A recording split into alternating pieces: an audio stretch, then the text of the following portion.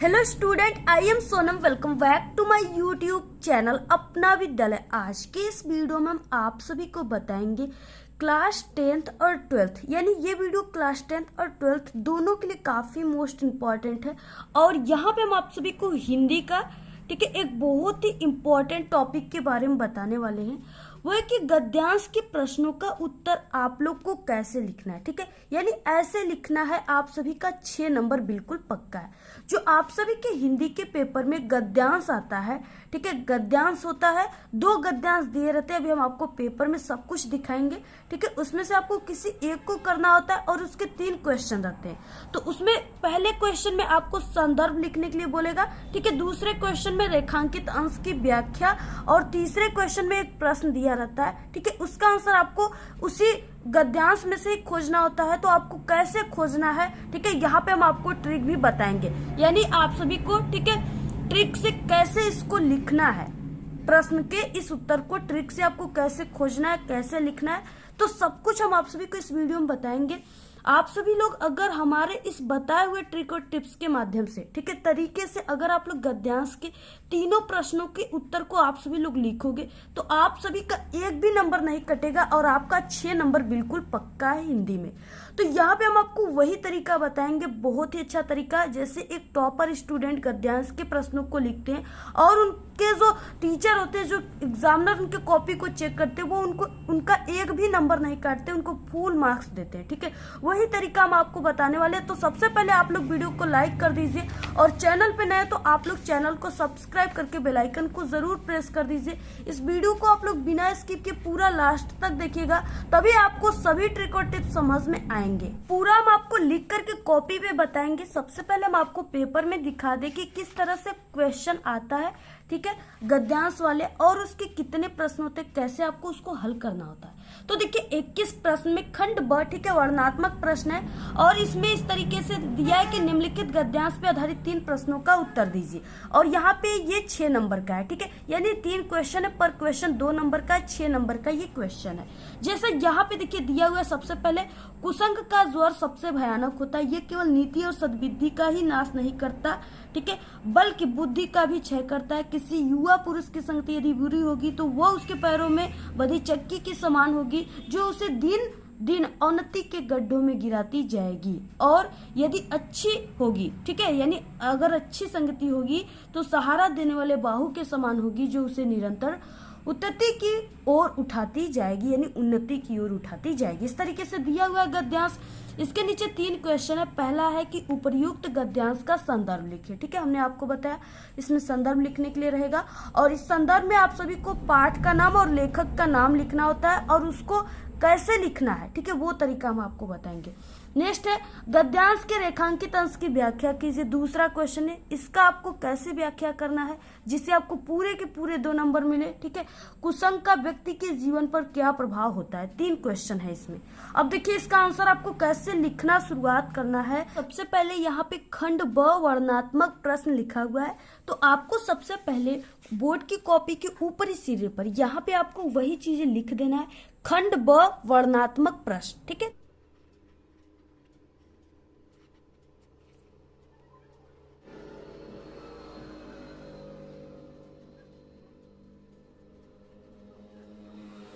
यहाँ पे खंड ब और वर्णनात्मक प्रश्न, ठीक है, और प्रश्नोत्तर संख्या में आप सभी को क्या लिखना है। तो यहाँ पे ये प्रश्न 21 नंबर पे है, ठीक है, तो आपको यहाँ पे 21 लिख देना है। तो प्रश्नोत्तर संख्या 21, ठीक है। उसके बाद आप सभी को अब लिखना कैसे शुरुआत करना है। अब देखिए यहाँ पे ये क्या है, गद्य है, तो आपको सबसे पहले यहाँ पे लिखना है गद्य। ठीक, इस तरीके से आपको गद्य लिखना है और इसके बाद इस गद्य में आपको क्या लिखना है, आप सभी को लिखना है, यानी कि आपको शुरू के, ठीक है, यानी कि फर्स्ट के 2 वर्ड डैश डैश करके आपको लास्ट के 2 वर्ड को लिखना है। जैसे कुसंग का ज्वर डैश डैश उठाती जाएगी, तो आपको इस तरीके से इसमें लिख देना है। ठीक है, कुसंग का ज्वर डैश डैश उठाती जाएगी।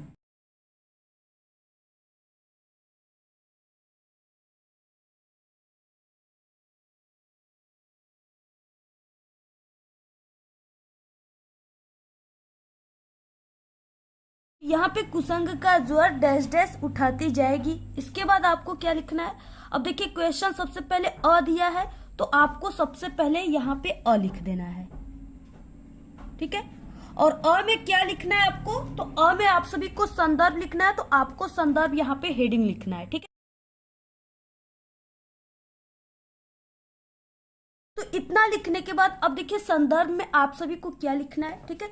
तो इसमें आपको पहचानना होता है कि ये जो कुसंग का ज्वर है, ये जो गद्यांश है, ये किस पाठ से है और इसके लेखक कौन है, ठीक है। तो ये कुसंग का ज्वर जो है यहाँ पे दिया हुआ है संगति, ठीक है। यहाँ पे क्या दिया हुआ है, इस तरीके से संगति दिया है, यानी ये जो है ये आप सभी के मित्रता पाठ से, ठीक है। बाद देखिए यहाँ पे संदर्भ लिखने के बाद अब आपको क्या करना है, अब इसके बाद अब आपको संदर्भ लिखना है, ठीक है। संदर्भ में आप सभी को पाठ का नाम और लेखक का नाम लिखा जाता है। तो यहाँ पे सबसे पहले आपको इसको पहचानना होगा गद्यांश को, कि ये जो कुसंग का जोर वाला गद्यांश है ये किस पाठ का है, ठीक है। तो यहाँ पे देखिए संगति दिया हुआ है, यानी जहाँ पे संगति, मित्रता, मित्र, तो वहां पे ये जो चैप्टर है यानी ये मित्रता चैप्टर से है, ठीक है। और इसके लेखक जो है वो आचार्य रामचंद्र शुक्ल हैं और ये क्लास 10 हिंदी के, ठीक है, पाठ है। तो आपको इसमें आपको क्या करना है, यही आपको संदर्भ में लिखना है। तो संदर्भ में आपको कैसे लिखना है, तो सबसे पहले शुरुआत आपको प्रस्तुत, ठीक है, और ये गद्यांश है तो आपको गद्यांश से करना है, ठीक है। प्रस्तुत गद्यांश हमारी पाठ्य पुस्तक।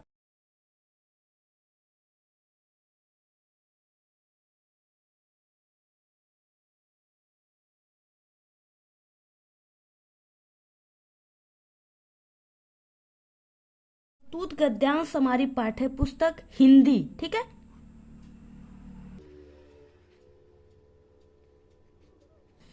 इस तरह से आपको हिंदी लिखना है और यहाँ पे आपको कावा में लिखना है, ठीक है, ऐसे। अब इसके बाद प्रस्तुत गद्यांश हमारी पाठ्य पुस्तक हिंदी, और ये गद्य है तो यहाँ पे आपको लिखना है गद्य खंड में संकलित, ठीक है, मित्रता नामक पाठ से लिया गया है।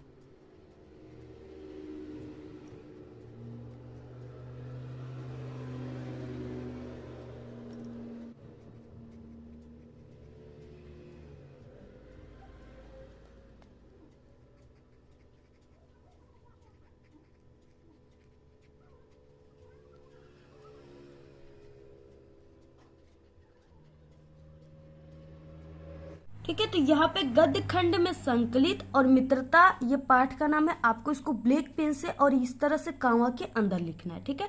मित्रता नामक पाठ से लिया गया है और इसके बाद लिखना है इसके लेखक आचार्य रामचंद्र शुक्ल हैं, तो इसको आपको लिखना है, ठीक है।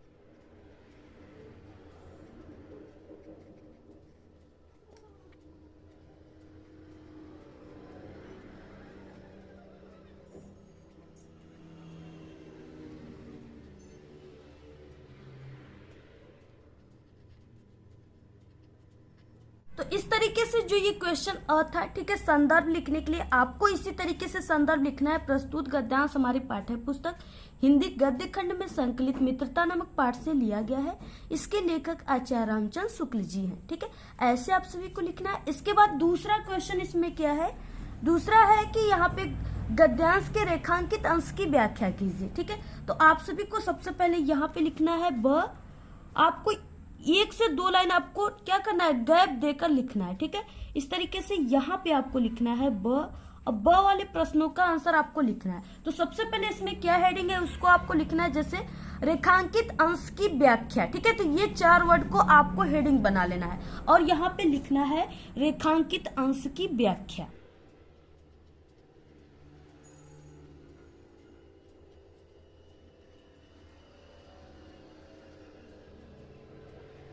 तो इस तरीके से आपको हेडिंग डाल देना है रेखांकित अंश की व्याख्या, ठीक है। और इसमें आपको लिखना क्या होता है, देखिए रेखांकित का मतलब सबसे पहले आपको समझना है कि सिर्फ आपको उसी, ठीक है, लाइन का व्याख्या करना है जिसके नीचे इस तरह से अंडरलाइन है, ठीक है। ये ब्लैक वाला अंडरलाइन दिख रहा है ना, जिसके नीचे ये अंडरलाइन है, सिर्फ आपको उसी वर्ड का, उसी लाइन का व्याख्या करना है। तो यहाँ पे किसी से लेकर के गिराती जाएगी, ठीक है, यहाँ तक का ही सिर्फ आपको व्याख्या करना है। अब देखिए आपको कैसे लिखना है, जो चीजें यहाँ पे वही आपको लिखना होता है, सिर्फ आपको अपने से कुछ नए शब्द जोड़ करके इसको लिखा जाता है, ठीक है।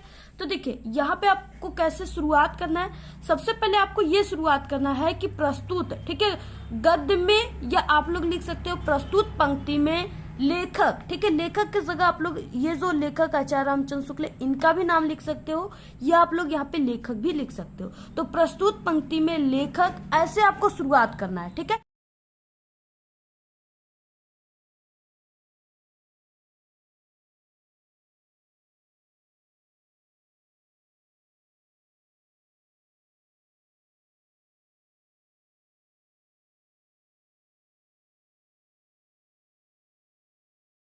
तो आप सभी को इस तरीके से लिखना है, ठीक है। रेखांकित अंश की व्याख्या में आपको कैसे लिखना है। प्रस्तुत पंक्ति में लेखक बुरी संगति को भयानक रोग बताए हैं।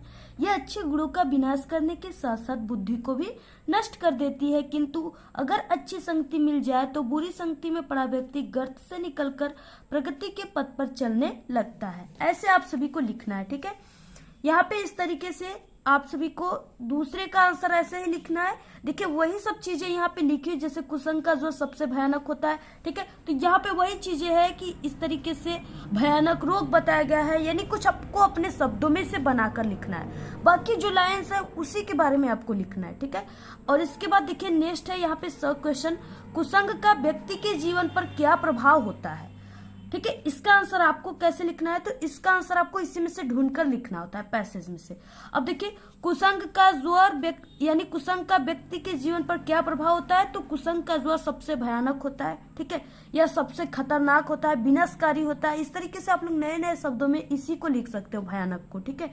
अब देखिए अब यहाँ से यह केवल नीति और सद्वृत्ति का ही नाश नहीं करती बल्कि बुद्धि का भी क्षय करता है, ठीक है। तो कुसंग से लेकर के करता है, यहाँ तक क्या हो गया, ये तीसरे वाले क्वेश्चन का आंसर हो गया, ठीक है। अब आपको लिखना कैसे है, अब देखिए क्वेश्चन ये स है, ठीक है, तो आपको यहाँ पे स लिख देना है या तीसरा लिख देना है। इसके बाद वही चीजें लिखना है। कुसंग का प्रभाव, सबसे पहले आपको यहाँ से शुरुआत करना है, ठीक है, कुसंग का प्रभाव, ठीक है। तो आपको यहाँ पे लिखना है कुसंग का प्रभाव विनाशकारी होता है, ठीक है, यानी भयानक जहाँ पे वहां पे आपको विनाशकारी लिखना है। यह अच्छे गुणों का विनाश करने के साथ साथ बुद्धि को भी नष्ट कर देती है। तो वही चीज यहाँ पे लिखा था, आप लोग बिल्कुल ऐसा ही लिख सकते हो या आप लोग अपने शब्दों में बनाकर लिख सकते हो, ठीक है। यहाँ से लेकर के करता है यहाँ तक, इसका आंसर हो गया। तो आपको इसी तरीके से गद्यांश के तीनों क्वेश्चन का आंसर लिखना है, ठीक है। अगर आप लोग इस तरीके से लिखते हो तो आप सभी का यानी कि पूरे के पूरे एग्जामिनर आपको 6 के 6 नंबर पूरे देंगे, एक भी नंबर नहीं काटेंगे, ये मेरी 100% गारंटी है, ठीक है। और अगर आप लोग हमारे तरीके से नहीं लिखते हो, आप लोग अपने किसी भी तरीके से लिखते हो तो आपको पूरे नंबर नहीं मिलेंगे, ठीक है। क्योंकि किसी को भी जो एग्जामिनर होते हैं जब तक वो काफी अच्छे तरीके से नहीं लिखे होते तब तक वो पूरे नंबर कभी भी नहीं देते हैं। इसलिए आप लोग अगर हमारे तरीके से लिखते हो तो 100% गारंटी कि आपको 6 के 6 पूरे नंबर आप सभी को देंगे एग्जामिनर, एक भी नंबर आपका नहीं कटेंगे, ठीक है। क्योंकि हिंदी ऐसा सब्जेक्ट है जिसमें सबसे ज्यादा नंबर काटे जाते हैं, सिर्फ इसी पर कि आपको तरीका नहीं पता होता है लिखने का। अगर हमारे चैनल से आप लोग स्टडी कर रहे हो, हमारे तरीके को फॉलो कर रहे हो, तो 100% गारंटी आपको पूरे के पूरे हिंदी में 100 में 100 नंबर मिलेगा, एक भी नंबर आप सभी का नहीं कटेगा, ठीक है। और अगर आप सभी की देखिए हैंड राइटिंग अगर अच्छी नहीं है तो उसके लिए भी हमारे पास ट्रिक है। आप सभी को, ठीक है, 2 वर्डों के बीच में एक एक पेन का इस तरीके से गैप देकर लिखना है। एक क्वेश्चन पूरा होने के बाद आपको 2 से 3 लाइन, ठीक है, 1 से 2 लाइन सॉरी आपको, ठीक है, गैप देकर लाइन का, तभी आपको नेक्स्ट हेडिंग या नेक्स्ट क्वेश्चन का आंसर लिखना प्रारंभ करना है, ठीक है। ऐसे आपकी जो हैंड राइटिंग है वो देखने में काफी अच्छी लगेगी और एग्जामिनर भी आपको फुल मार्क्स देंगे। तो ये तो था गद्यांश के प्रश्नों का उत्तर। अगर आपको पद्यांश के प्रश्नों का उत्तर कैसे लिखा जाता है इसकी भी वीडियो चाहिए तो आप लोग जरूर कमेंट कीजिए। हमारे चैनल पे क्लास 10th के, ठीक है, संपूर्ण तैयारी कराई गई है, तो आप लोग प्लेलिस्ट में जाकर के देखिए, कॉपी कैसे लिखिए ये भी हमने बताया, आप लोग जरूर जाके देखिए, ठीक है। अगर आप लोग किसी भी विषय में कमजोर हो तो हमारे चैनल पे क्लास 10th और 12th के सभी विषय में पास होने की ट्रिक है, आपको इसी वीडियो के लास्ट में वो ट्रिक मिल जाएंगे, ठीक है। प्लेलिस्ट हम लगा दिए तो वहां से भी आप लोग क्लिक करके देख सकते हो। आप लोग इस वीडियो को अपने सभी दोस्तों में शेयर कीजिए, ठीक है। आप लोग अच्छी अच्छी प्यारी कमेंट करना बिल्कुल ना भूलिए। तो आज के इस वीडियो में सिर्फ इतना ही। आपको वीडियो कैसा लगा, अगर वीडियो पसंद आए तो एक बड़ा सा लाइक कर दे, चैनल पे नए तो सब्सक्राइब करके बेल आइकन को जरूर प्रेस कर दे। Thanks, all the very best, bye bye.